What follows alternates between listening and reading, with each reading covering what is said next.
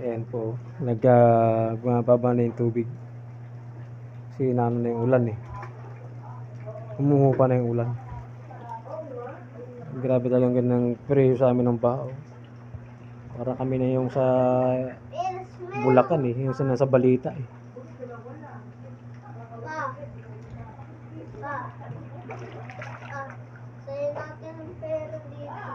Kaya nga eh.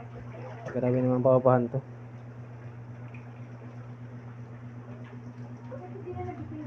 Buta nga na, pati yung lababo namin, maapo yung tubig. Galing yung likod kasi nito, ilog eh. Kaya pag tumaas yung ano, wala.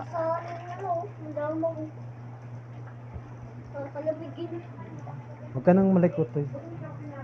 Lalamigin ka dyan. Lalamig ako.